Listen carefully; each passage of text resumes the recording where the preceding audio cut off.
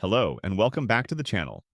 In this video, we'll talk about Gustave Le Bon's Book 1, Part 4, A Religious Shape Assumed by All the Convictions of Crowds. Here's a sneak peek of what we'll discuss in this video. What is meant by the religious sentiment, it is independent of the worship of a divinity. Its characteristics, the strength of convictions assuming a religious shape. Various examples, popular gods have never disappeared, new forms under which they are revived. Religious forms of atheism. Importance of these notions from the historical point of view. The Reformation, Saint Bartholomew, the Terror, and all analogous events are the result of the religious sentiments of crowds and not of the will of isolated individuals. Let's dive in.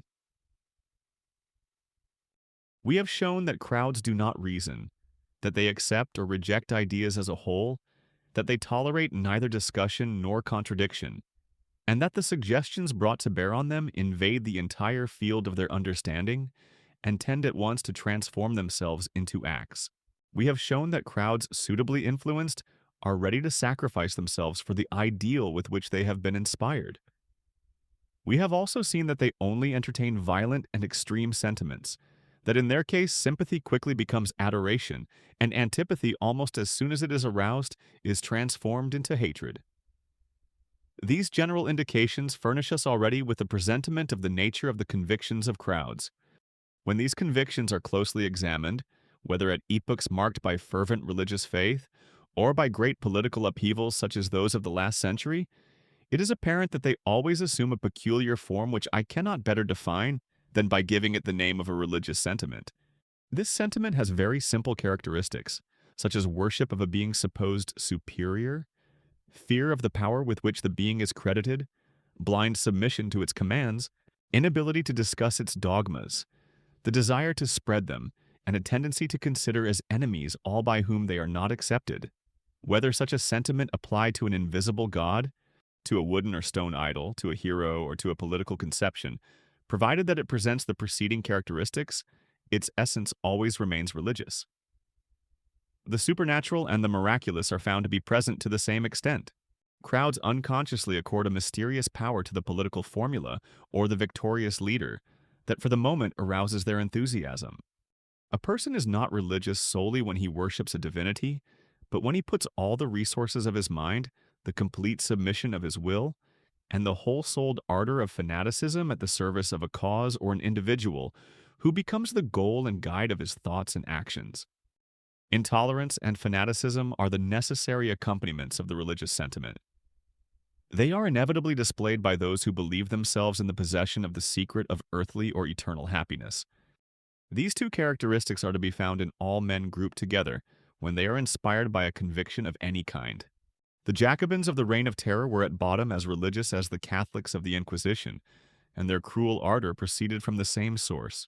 The convictions of crowds assume those characteristics of blind submission, fierce intolerance, and the need of violent propaganda which are inherent in the religious sentiment, and it is for this reason that it may be said that all their beliefs have a religious form. The hero acclaimed by a crowd is a veritable god for that crowd. Napoleon was such a god for 15 years, and a divinity never had more frequent worshippers or sent men to their death with greater ease. The Christian and pagan gods never exercised a more absolute empire over the minds that had fallen under their sway. All founders of religious or political creeds have established them solely because they were successful in inspiring crowds with those fanatical sentiments, which have as a result that men find their happiness in worship and obedience, and are ready to lay down their lives for their idol. This has been the case at all epochs.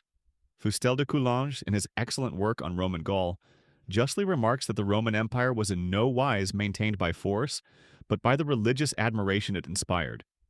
It would be without a parallel in the history of the world, he observes rightly, that a form of government held in popular detestation should have lasted for 5 centuries. It would be inexplicable that the 30 legions of the empire should have constrained 100 million men to obedience. The reason of their obedience was that the emperor, who personified the greatness of Rome, was worshipped like a divinity by unanimous consent. There were altars in honor of the emperor in the smallest townships of his realm. From one end of the empire to the other, a new religion was seen to arise in those days, which had for its divinities the emperors themselves. some years before the Christian era, the whole of Gaul, represented by 60 cities built in common a temple near the town of Lyons in honor of Augustus. Its priests elected by the United Gallic cities were the principal personages in their country. It is impossible to attribute all this to fear and servility. Whole nations are not servile, and especially for 3 centuries. It was not the courtiers who worshipped the prince, it was Rome. And it was not Rome merely, but it was Gaul, it was Spain, it was Greece and Asia. Today the majority of the great men who have swayed men's minds no longer have altars, but they have statues, or their portraits are in the hands of their admirers, and the cult of which they are the object is not notably different from that accorded to their predecessors. An understanding of the philosophy of history is only to be got by a thorough appreciation of this fundamental point of the psychology of crowds.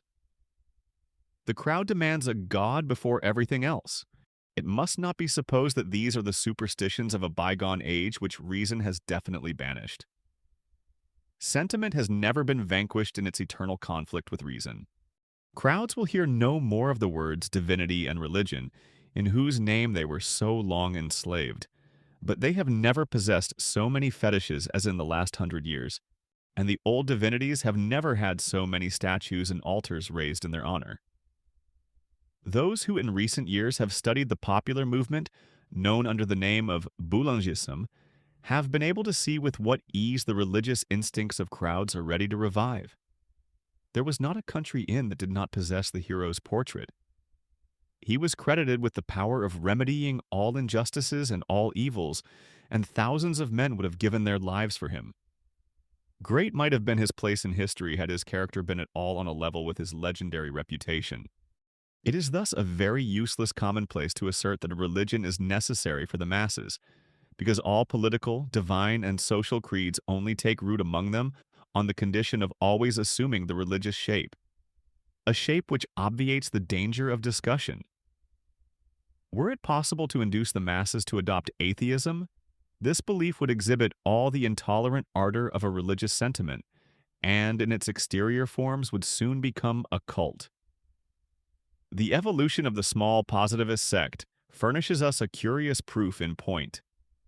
What happened to the nihilist whose story is related by that profound thinker Dostoevsky has quickly happened to the positivists. Illumined one day by the light of reason, he broke the images of divinities and saints that adorned the altar of a chapel, extinguished the candles, and, without losing a moment, replaced the destroyed objects by the works of atheistic philosophers such as Buchner and Molschott, after which he piously relighted the candles. The object of his religious beliefs had been transformed, but can it be truthfully said that his religious sentiments had changed? Certain historical events, and they are precisely the most important, I again repeat, are not to be understood unless one has attained to an appreciation of the religious form which the convictions of crowds always assume in the long run. There are social phenomena that need to be studied far more from the point of view of the psychologist than from that of the naturalist. The great historian Taine has only studied the Revolution as a naturalist, and on this account the real genesis of events has often escaped him. He has perfectly observed the facts, but from want of having studied the psychology of crowds, he has not always been able to trace their causes. The facts having appalled him by their bloodthirsty, anarchic, and ferocious side, he has scarcely seen in the heroes of the great drama anything more than a horde of epileptic savages, abandoning themselves without restraint of their instincts.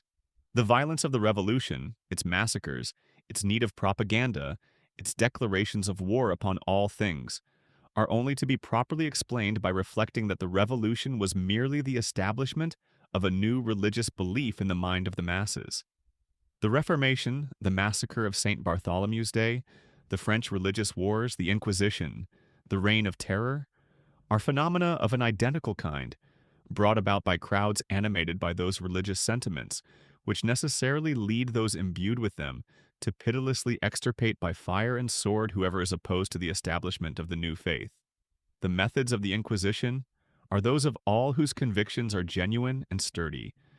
Their convictions would not deserve these epithets did they resort to other methods.